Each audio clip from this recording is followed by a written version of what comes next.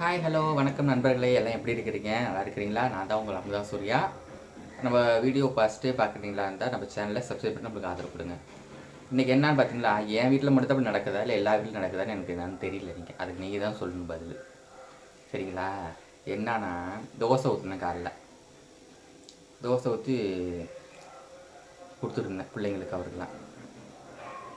கொஞ்சம் தோசை பிஞ்சு போயிடுச்சு.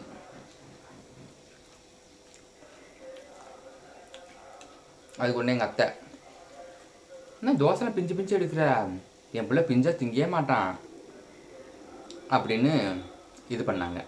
சரி என்ன பண்ணேன், அதை பிள்ளைங்களுக்கு வச்சுட்டு ஊற்றி கொடுத்தான்.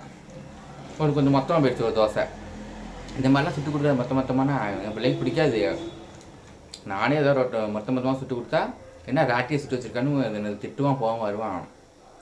நல்லா மெல்லிஸாக பேப்பர் மாதிரி சுடணும், எண்ணெய் நல்லா முருகுலாக சுட்டு எண்ணெய் ஊற்றி நல்லா முருகுலாக சுடணும் அப்படி இப்படின்னு சொல்கிறாங்க. இல்லைங்க, நான் ஒன்று கேட்குறேன், தோசை சுட்டுறோம் அப்படியே முழுசாக போட்டு முழுங்க போகிறாங்க, பிச்சாலும் திங்க போகிறாங்க. அது லைட்டாக பிஞ்சுருந்தா என்ன, கொஞ்சம் மொத்தமாக இருந்தால் என்ன, அதில் என்ன ஆக போகுது? இவங்க அத்தைங்களாம் உருட்டு நம்மளுக்கு. அப்புறம் இன்னொன்று இதை விட்டு பார்த்தீங்கன்னா வச்சுங்களேன், சமைக்கும் போது காய்கறிலாம் இந்த பொரியலுக்கு இப்படி தான் கட் பண்ணணும், இந்த குழம்புக்கு இந்த மாதிரி தான் கட் பண்ணணும், அப்படி கட் பண்ணணும்.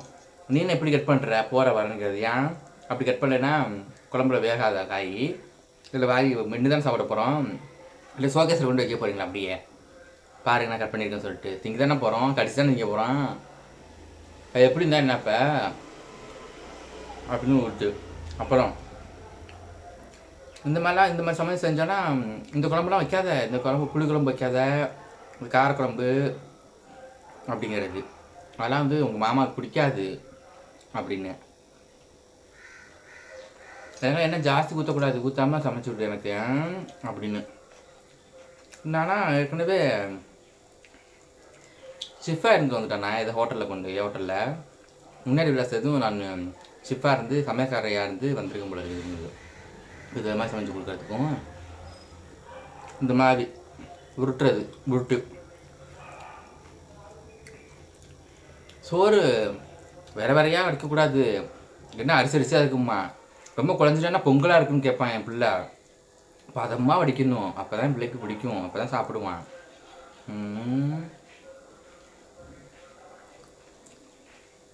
அவங்க தங்கச்சி வீட்டுக்கு போயிருந்தோம் அன்றைக்கி. நாங்கள் எல்லாம் சொல்கிறாங்க இல்லையா, அவங்க பொண்ணுகிட்ட போயிட்டு அவங்க பொண்ணு வீட்டுக்கு போயிருந்தோம், வீட்டு தங்கச்சி வீட்டுக்கு. அது பிரியாணிங்கிற பேரில் அவங்க போட்டிருந்தா பாருங்க, அது தக்காளி சோற பிரியாணின்னு தெரில. பற்றியா என் பொண்ணு எப்படி சமைச்சிருக்கா பார்த்தியா? என் பொண்ணு சமையலை 10 பேர் வராட்டம் சாப்பிட்டு அப்படி இருக்கும் இப்படி இருக்குன்னு சொல்லிட்டு அப்படின்னு. அதான் சொன்னேன் விட்டேன். உன் தங்கச்சி எப்படி சமைச்சிருக்கா பார்த்தியா, இது குஸ்கா மாதிரி இருக்குது, ஏதாவது பிரியாணி சொல்லுவாங்களா? லாஸ்ட் வரைக்கும் அதுவும் சொல்கிறா, அண்ணி இஞ்சி பூண்டே போடாமல் நான் பிரியாணி செஞ்சுட்டேன், நீ எவ்வளோ டேஸ்ட்டாக இருக்குது பார்த்தீங்களான்னு. இஞ்சி பூண்டே போடாமல் பிரியாணி பண்ணிட்டாங்க. அவங்க அம்மாக்காரவங்க நம்மள்கிட்ட பீத்திக்கிறாங்க இப்படி அப்படின்னு. எதுவும் சொல்கிறதுக்கு வாய்ப்பு இல்லை. அதான் சொல்லிட்டேன் நான் விட்டேன். உங்கள் அம்மா ஓவராக ஊட்டிட்டு தாங்க வச்சுக்கிறேன், நீ மெலிசா தோசை திம்பியா அப்படின்னு வீட்டை கேட்டேன் நான். நீ மெலிசா தோசை திம்பியா, கொஞ்சம் பண்ண திங்க மாட்டியாமே, கொஞ்சம் மொத்தம் திங்க மாட்டியாமே சொல்கிறாங்க எங்கள் அம்மா அப்படின்னு. அப்படியே இனிமேல் நீயே தோசை ஊற்றி நீ உனக்கு எப்படி விருப்பமோ அது மாதிரி நீயே ஊற்றி சாப்பிட்டு அப்படின்னு சொல்லிட்டேன் நான். ஐயோ என்னாடி நீ வேற, எங்கள் அம்மாட்ட நான் சொல்லிட்டு இருந்தேன் இப்போ சின்ன வயசில், அதே சொல்லிட்டு இருக்காங்க அப்படி. இப்போ நீ எப்படி நான் சுடு நான் எனக்கு செஞ்சுறேன் அப்படின்ட்டு ஆப்பில் ஆகுது. இதெல்லாம் இவங்களாம் விட்டு நம்ம வீட்டெல்லாம் அப்படி தான் நம்ம சமைக்க சொல்லி அடுப்பாங்கெல்லாம் போட்டு வாட்டி எல்லாத்துக்கும் ட்ரைனிங் கொடுத்தாங்க, இந்த பொருள் இப்படி கட் பண்ணணும், இந்த காய் இப்படி கட் பண்ணணும் அப்படின்னு.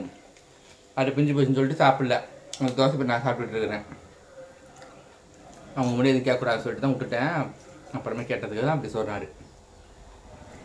ஏன் தான் அந்த அத்தை மாதிரிலாம் விட்டுறாங்கன்னு தெரியல. அவங்க பொண்ணுங்களுக்கு ஒன்றுமே தெரிய மாட்டேங்குது.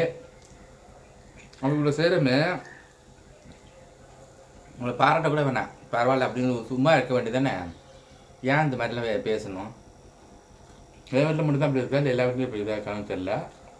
அப்படி இருந்துச்சுன்னா கமெண்ட்டில் சொல்லிட்டு போங்க, சரிங்களா? ஓகே பாய், இன்னொரு வீடியோ சந்திக்கிறேன். Thank you so much.